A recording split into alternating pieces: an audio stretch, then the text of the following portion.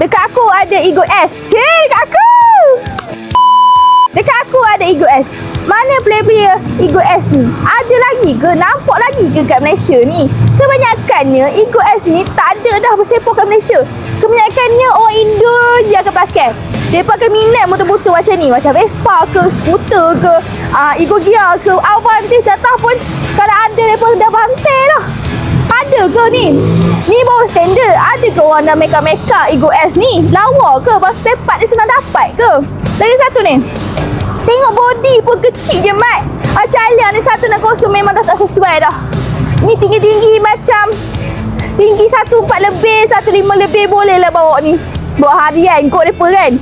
Bawa kebun ke, ambil anak ke sesuai lah. Nak bawa pergi ride ni tangkut tinggal belakang. So mana yang geng-geng Ego S tu ala gurau je.